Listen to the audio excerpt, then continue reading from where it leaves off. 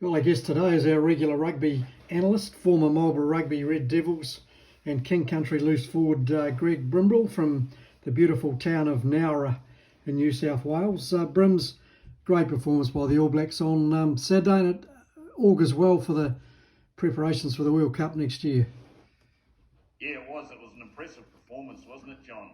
And I don't think we could call it a complete performance. I don't think even Ian Foster would suggest it was a complete performance, but certainly a step up in terms of levels of intensity and physicality.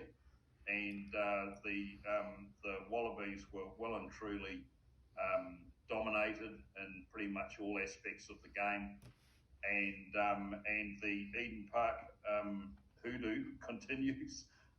36 years since Australia last won at Eden Park. There's 23 tests. Now they say it's only a 100 by 50 metre piece of dirt, but there is something special about Eden Park, isn't there? They Aussies just can't come to terms with it at all, John. No, it was great to see a full house there too, and I think 40-14 probably flattered Australia. I thought they just were right off their game, but it's pretty obvious, isn't it, the impact that the two new assistant coaches have made, Jason Ryan and Smith. You know, Joe Smith. There's really the All Blacks actually look as though they're on the same page now. Well, they do, and interesting, and we spoke about it last time as well, John. Since Jason Ryan's taken over, the All Blacks have not conceded one try from a line-out drive. Now they were just getting poleaxed in the line out drives, and opposition teams were scoring at will. You look at Ireland and how they performed against us in the lineouts, 10 metres out from the All Black try line, and how dominant they were. But that's been a massive change, and I think he's had some influence over the selections as well, which has been really, really important, John. And it's really good to see a bit more consistency, albeit there was some forced changes in the game on Saturday in Auckland. So some reasonable consistency there, and I really like them starting Terrell Lomax and Ethan de Groot in the front row, albeit without Samasoni Takiaho. Yeah, good to see that some consistency in that tight fight, and you can see the Jason Ryan influence there, quite outstanding. They're playing more like All Black rugby, aren't they? They're playing to our strength, which is our skill, our speed, and just our instinct to attack. And early season that we're just pumping the ball up, kicking the bloody thing away all the time, and it was driving everyone nuts. And somebody's obviously the new coaches have come in and said, we're not going to do this. And what a difference. Well, I think it starts up front as well, John. And being a forward, I'm probably an old forward. I'm probably going to say that, but you've got to be getting front foot ball to enable yourself to get that momentum going forward, which allows you to play attacking rugby with your possession. Alternatively, it's playing attacking rugby from counter attacks, and that's when the opposition team kicks to you. So it starts up front.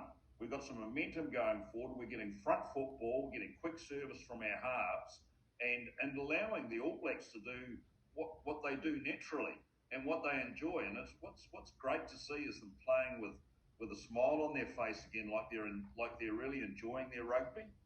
But I think some of the stats from that game were telling, and goes back to what you were saying, John, in terms of some of the possession stats and what they did with the possession. Now there was the All Blacks ran for almost 750 metres in that game against Australia's just over 450. Now that's 60% more run metres from the All Black side over the Australians. There was eight to two line breaks All Blacks against versus the Wallabies, and our kicking, we kicked for over 700 metres, and the Australians, who traditionally kick the ball away anytime they get it, wherever they are on the paddock, only kicked for 326 metres. So our kicking game was a lot more effective as well as our running game. So we can see that balance coming into our side, and I think Richie Mwanga is really settling in and starting to become a leader in terms of some decision making in that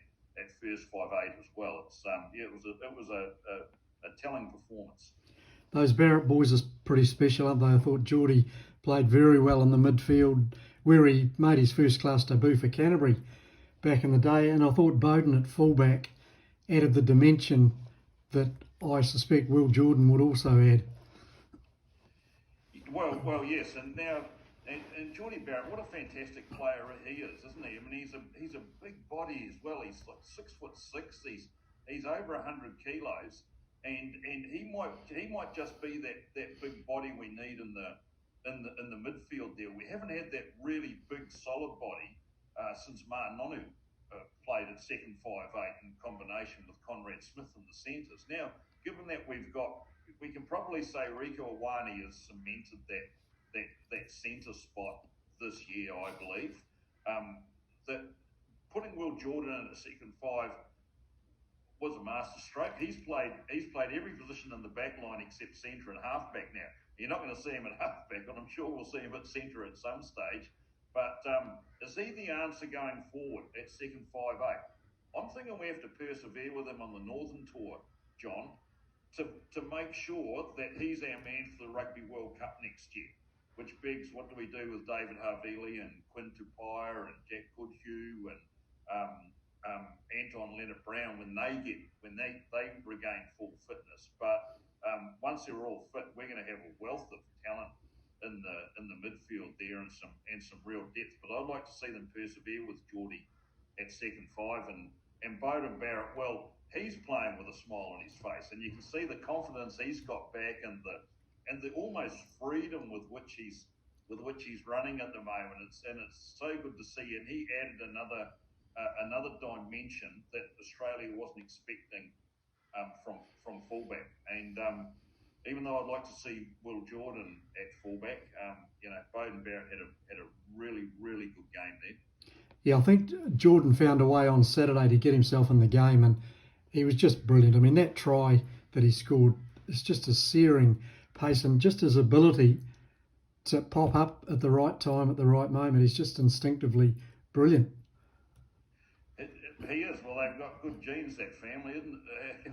You wouldn't mind getting hold of some of what they've got, but yeah, what a talented family all round. Scott Barrett didn't play on the weekend, but he was injured, but he'll be fit for the Northern Tour. So some interesting times ahead, and thank God for Smiley Barrett up in the Taranaki there. He's produced for us, hasn't he? We should bottle what he's got.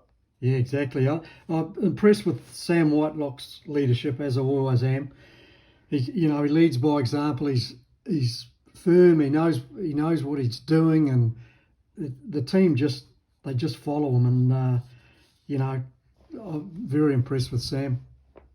Yeah, well, he's a natural leader, isn't he? He's been around for a long time now, and dare we say it, in the absence of Sam Cane, I think he's a better captain. He appears to have hold more mana within the team, and he's in really good solid form at the moment. He certainly leads by example, and on Saturday, him and Brodie Retallick in the second row equalled the world record for the most tests for two locks together, 63 tests together. So on the Northern Tour, I'm sure they'll come together and they'll break the world record for a locking partnership.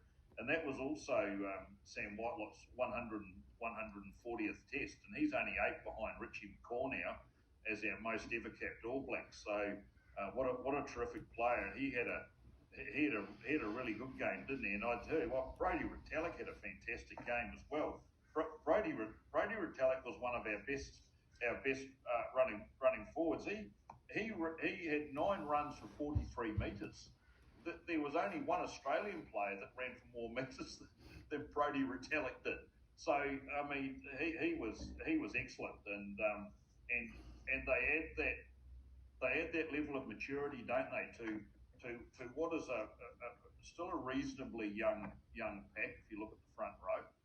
And they just bring that consistency and leadership and calmness as well when things start to get out of hand. They bring that level of maturity to that game, and they settle things down, lead by example, and I think they're two really, really critical figures going to France next year for the 2023 World Cup, John. Yeah, it was nice to see Dalton Papali'i play a real significant role in the game too at number 7, particularly in defence. I mean, the All Blacks' defence on their goal line was phenomenal for the most part. It's another area they've improved in. Yeah, well, it was brutal there, wasn't it? You could really see that they dominated the collisions and dominated the contact zones with their physicality. Their defence was absolutely outstanding. It was, you touched on it earlier on. I think the final scoreline was flattering to Australia. They got two late tries, one to Faima Falau, the replacement Wallabies hooker, and then that Jordan Pataia scored that try right on extra time, and it's the only decent thing Jordan Pataia did the whole game, because he had an absolute shocker. He's really down on confidence, but that could have easily have been a 40 point drubbing quite easily, but yeah, the defence was unbelievable. And Dalton Papali'i, he was an out and out number 7, isn't he? And he made 19 tackles, 19 dominant tackles in that game. He had the highest tackle count of anybody on the field, and he had a very good game. He doesn't get many chances now with Sam Cane as captain and number 7, but he had a very, very good game, and I was very pleased for Dalton Papali'i as well. He combined well with Adi Savia and Akira Owani, who both had quieter games. So, yeah, no, good on him. Yeah, I thought the Wallabies, well, they were dreadful. That's the best word I can probably use to describe them. They got shunted back in the first scrum, and that was about it. And Dave Rennie, the coach, he wouldn't be coaching any other international top-tier team with a record like he's got. I think it's just about under 30% win rate now. Well, he's got he's just under 40% win rate all up in total, and only a 33% win rate this season. And yeah, I mean, if Ian Foster gets under 70% win rate, we want to hang him. We want to drop him and nail him to a cross and burn him. With respect to Fozzie, but what do they do over here in Australia with Dave Rennie? Gets 30%, 33% success rate for the season, and they say we'd just like to confirm Dave Rennie as the coach for the Rugby World Cup next year. He's making huge strides and really good progress. Now, I think personally, as a matter of last man standing, because they Ewan McKenzie, they sacked Ewan McKenzie, and Ewan McKenzie had over 50% success rate. They got rid of Robbie Deans, and he had a 60% success rate. But Dave Rennie's got them by the short and curlies at the moment. But honestly, I think they probably made the right decision retaining him, John, because it's too late now to make any changes. And Dave Rennie's not a bad coach, as we know, and he's a pretty good human being, and he'd be as disappointed as anybody in those Wallabies' performance of late, because they're just all over the shop, aren't they? If you think that New Zealand rugby's been inconsistent this year, God, the Wallabies are all over the place. You don't know who's gonna turn up. They've had a couple of really good performers for them. Not the least of Pete Samo, the ex-Tasman Marco, and Canterbury Crusader, who has been enormous for the Wallabies. He started the last 2 games. I know you're a big fan of Pete Samo too, John, and he had a very good game. And along with Rob Valentini, the Brumbies number 8 or blindside flanker, they combined really well. And if there's a highlight out of the Wallaby season, it's been the growth and development of those 2 players. Yeah, for sure. Yeah, I think Australia's lack of quality depth too hurts them big time. They've got a long injury list at the moment, but everyone's got to cope with that. So have we, but they just don't seem to have the depth to cover it. Well, they don't, but they've only got themselves to blame too, John. And I tell you now, I could talk for another hour on this subject of the state of Australian rugby, and what's wrong over here. But their insistence on trying to buy rugby league players to win a World Cup. It hasn't worked in the past. It's never worked before. The World Cups, 2 World Cups Australia's won, they've won on the back of just really good teams, and union guys. Develop them through off the back of good schoolboys teams in the past, the Nick Farr Jones and the Ellers and the Campeses and the Eels and etc. etc. But they want to spend their money on buying league players to win a bloody World Cup, and they should be putting that millions and millions and millions of dollars into bush rugby and rugby development and academy rugby, identifying talent, setting up academies and growing the game. And seriously, John, as you would have seen, the game is just so dysfunctional in Australia. And so the states hate each other. Queensland hates New South Wales. New South Wales hates Queensland. The Brumbies are stuck in the middle of nowhere in Canberra. The Rebels, and nobody even wants to go to Melbourne. The Rebels and the Brumbies should have combined, as far as I was concerned. The Western Force, in and out, in and out. They don't know what they're doing with the Western Force. I mean, there's private agendas through and through and through at every level and every tier of Australian rugby.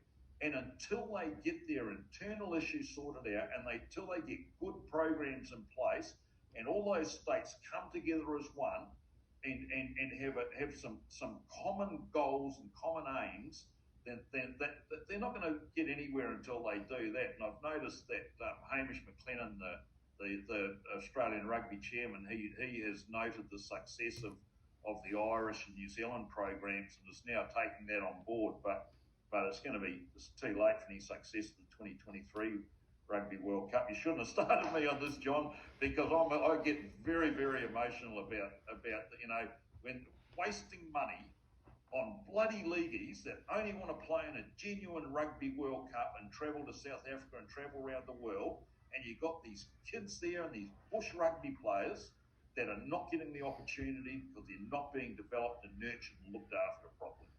Rant finished.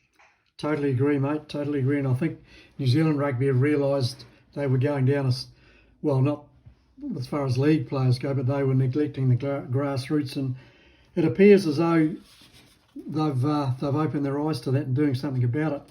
Brim's got to mention, the All Blacks embark on a Northern tour, which will be hugely important as far as their World Cup build-up. It starts against Japan on Saturday, October the 29th, followed by Wales on November the 6th, Scotland November the 14th, and then England November the 19th. This is the tour that I hope Ian Foster and his crew get these young boys some real game time, put them under the blowtorch and see how they go, purely to build our depth.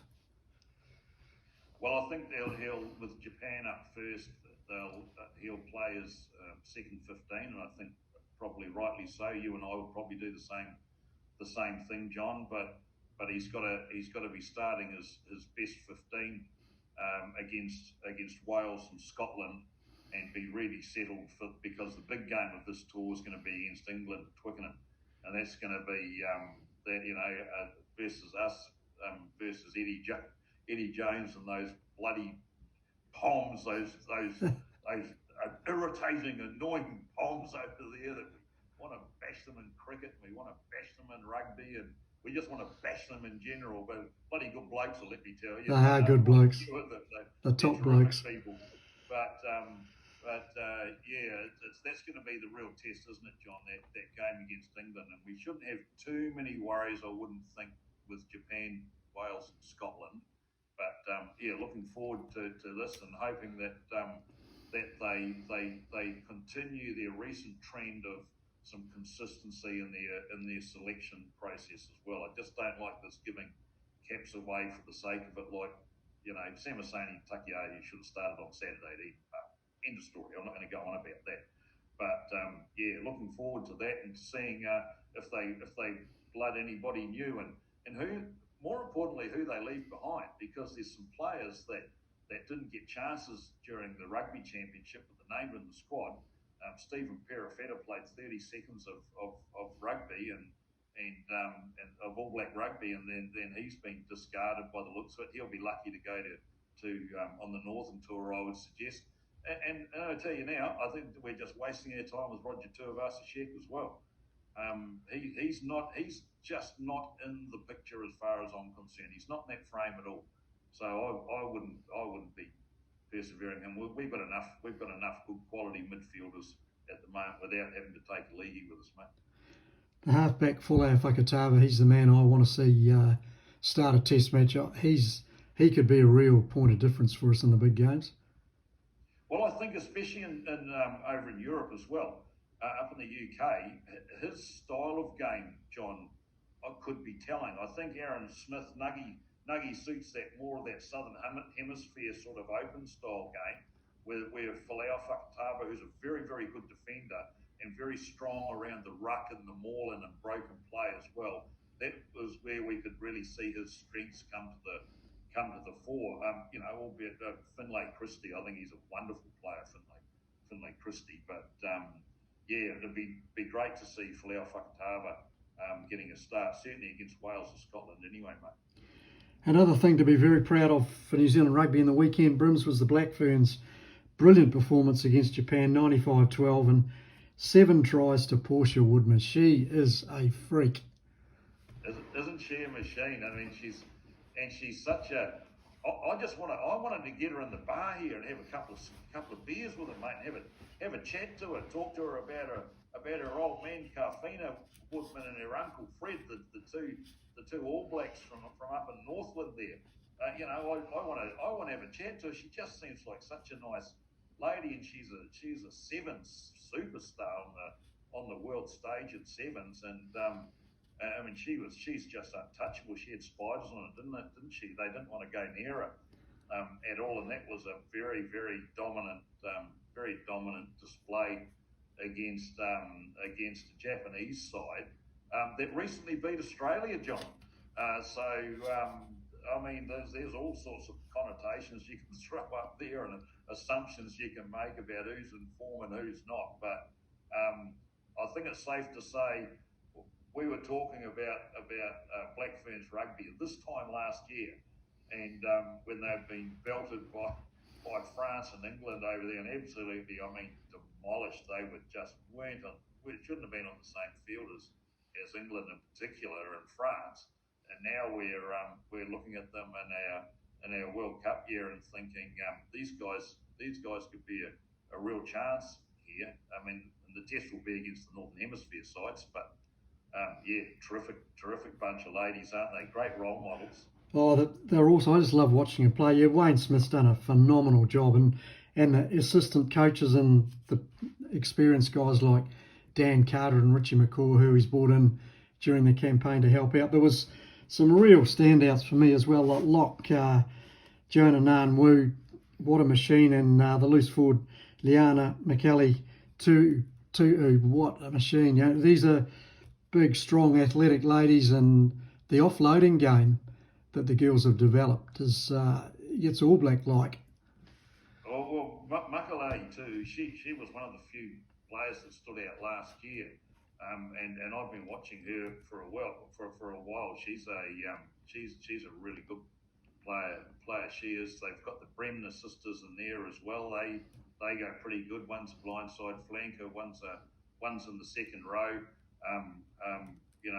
It's good to hear Ruby Tui's comments about the game and Sarah Harini, who are they're just legends of All Black women's rugby, and their influences on the team and the culture is as telling, I think, as Wayne Smith and I forget her name, but Steve Hansen's daughter as well is part of the coaching setup for the Black Ferns too, I believe, John. Yes, yeah. Well, the coach. I mean, Wayne Smith. Let's be honest, he's the professor, isn't he? Yep. So, yeah. He's Mr. Fix-It, isn't he? He's the go-to man. when everything was turned into custard, and that they rung the professor. Hello, Wayne. We're in a bit of trouble here. We need your brother, and he fronted straight up as well, isn't he? And I mean, he was very highly rated in the All Blacks setup as well. And I mean, he's a fantastic player himself. You would have watched him many times. Yep, sure did. Play John. He was a terrific player, and they reckon he's an absolute genius at getting inside people's minds and fixing up cultures and belief, and his technical knowledge and analysis of the game is second to none. And what a wonderful talent that we have there. I just hope they go well, mate, in the Women's World Cup. I'm sure they will. And the good thing about Smithy, he's absolutely loving what he's doing by the sound of it, and he's got the girls playing what they're naturally good at, that style of rugby, using their athleticism, their instinct, and they just play with a smile on their face. I love it. Yeah, and I think that was key what you said then as well, John. Is he's letting them play with instinct. He's recognised their strengths, and this is what we're not gonna go out there and bash it up front and try and take on England in the forwards and play a 10-woman game against England or France. Play to our strengths, and our strengths is our freedom, their freedom to express ourselves of the ladies to express themselves on the rugby field, and that's what they do so well. And when they're playing with those smiles on their faces, and they're just beautiful, aren't they? They're just a terrific bunch. I think they're all Miss Universes myself, even the front rowers. They're beautiful. I love them, mate, and I just like to see them do well. I'm sure they will do well, and of course it all kicks off on October the 8th, goes through to November the 12th, and the opening game for the Black Ferns is against Australia at Eden Park, and officials are hoping for a sellout. Imagine that. I mean, why wouldn't you go down and watch this wonderful team play? Yeah, no, I think they'll get a level of support, I think, in New Zealand that they at this World Cup that they probably haven't seen at any other World Cup. In terms of total attendance and support, New Zealand's right behind this, and there's still a real thirst for rugby, isn't there? And an appreciation of the Black Ferns and women's sport in general in New Zealand, who seem to be world leaders in equality in sport, and recognising the contribution that women have made to sport in general in New Zealand, but also on the rugby field, and they're recognised in the Halberg Awards and general sporting awards and recognition throughout New Zealand. I mean, it's just wonderful to see, and so proud of New Zealand and the way they do support women's sport and women in sport, and especially equality as well, because it's been long overdue from them, John. Yeah, there's a couple of other of the ladies I wanted to mention who were standouts the other day. The captain and first five, Ruahi Demnant, brilliant game, and the hooker, Luca Connor, she scored a wonderful try and just part of that front row that demolished the Japanese team. And good on them. Brim's exciting stuff ahead. We'll probably have a couple of weeks break and regroup and preview the Northern Tour, and looking forward to that. And the Women's World Cup. I can't wait for all of that. We've still got a feast of rugby ahead of us, and we've still got the NPC finals to go through. Yet John and the Marcos had a big win on the week. What a massive weekend of sport! I mean, it was the Marcos were on it at midday, and then there was another NPC game. And then there was the AFL fizzer, the Geelong Cats versus the Sydney Swans. That went into the Black Ferns playing Japan, which then went into the All Blacks demolishing the Wallabies in Bledisloe too. By the time the Penrith South game come round, I was lucky I could see the TV, let alone what was on the screen. Mate. Jinko's, what a massive weekend of sport it was. I'm just loving it. I can't wait for a whole heap more of rugby, NPC, Women's World Cup, and Northern Hemisphere tour as well, John. So catch you later, Beck. I'll see you. I'll see you in the cricket season for a bit. You've got a lovely understanding, wife. Well done, Beck. Brims, thanks, mate. Always great to talk, and I'm looking forward to coming down in person and doing a tour and an article on Brims's bar. Well, we'll do a live interview from here if you like, John. If I can just add one more thing quickly, I'd just really like to congratulate you and Tony on the wonderful job you guys have done with Absolutely Famous as well, and these milestones that you've been reaching in terms of viewership and engagement and that on Absolutely Famous. So congratulations to both of you, and well done, John and Tony, and long may it continue as well, mate. And we wish you all the very best for a fantastic, Absolutely Famous stuff. Thanks, Brims. No, it's a lot of fun, and yeah, we've got big plans for the future, and yeah, hopefully everything pans out. But yeah, Good on you. all right, mate. Thanks, Cheers, Brims. mate. Catch you soon. All right then. Bye now.